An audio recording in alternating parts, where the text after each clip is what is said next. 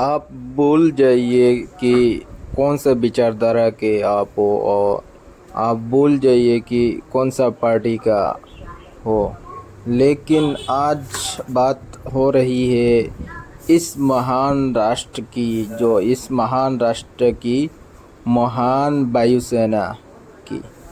आज हमारे पास लड़ाकू विमानों का काफ़ी कमी हो गई है। जहाँ तक हमें 42 स्क्वाड्रन फाइटर जेट चाहिए, उनमें हमें हमारा सिर्फ 28 से 29 स्क्वाड्रन तक घट के रह गए।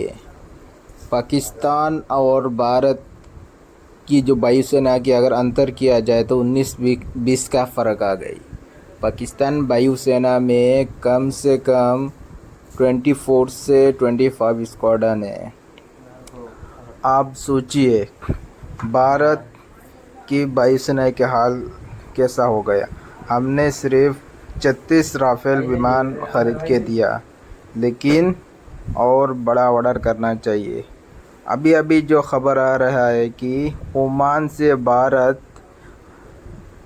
यानी 20 जगुआर विमान गिफ्ट कर रहे ओमान, और भारत भी ये गिफ्ट एक्सेप्ट कर लिया क्योंकि भारत ने रिक्वेस्ट किया था जगुआर विमान के लिए। जगुआर विमान भारतीय वायुसेना में काफ़ी बड़ी तादाद में, कम से कम 80 यूनिट होगा।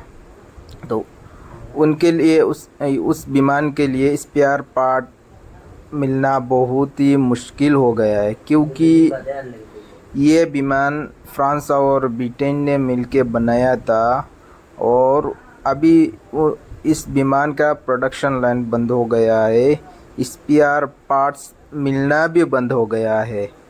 लेकिन ये विमान भारतीय वायुसेना में काफ़ी बड़ी तादाद में है, और अभी भारतीय वायुसेना में ये यानी स्क्वाड्रन संख्या भी कम है, और उनको रिटायर्ड भी किया नहीं जा सकता।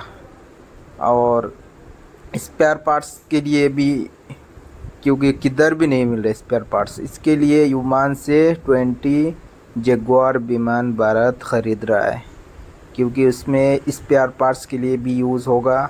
जो अच्छा कंडीशन है उसमें वही फ्लाई भी किया जा सकता है, क्योंकि भारतीय वायुसेना ने ऑपरेशन सिंदूर में भी जगुआर विमान का इस्तेमाल किया था। जगुआर विमान का जो ट्रैक रिकॉर्ड काफ़ी अच्छा है, लेकिन ये विमान भी काफ़ी पुराना हो गया है। आप लोग सुना होगा हाल ही में जगुआर विमान का भी क्रैश हुआ था, उसमें पायलट का भी डेथ हुआ था। हमने न्यूज़ पे सुना था, आप लोगों ने सुना होगा। तो इसलिए भारतीय वायुसेना को चाहिए कि भारत टाइम से पहले अपनी लड़ाकू विमानों का इंतज़ाम करे। और जहाँ तक ये राफेल भी ख़रीद ले, सुखोई भी अगर है तो सुखोई Su-35 का भी डील किया जा सकता है टाइम से पहले, क्योंकि भारतीय वायुसेना का स्क्वाड्रन संख्या काफ़ी घट रहा है, और भारतीय वायुसेना का ताकत बढ़ना ज़रूरी है, क्योंकि चीन के पास काफ़ी बड़ी संख्या में स्टेल्थ फाइटर जेट आ गया है।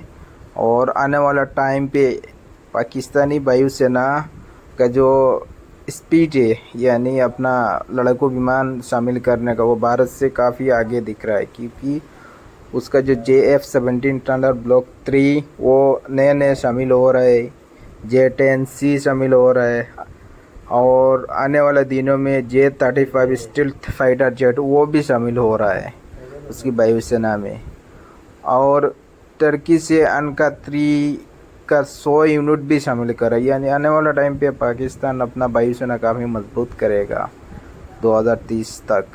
और टर्किश जो खान फाइटर जेट है वो भी शामिल करने का इरादा रखता है पाकिस्तान।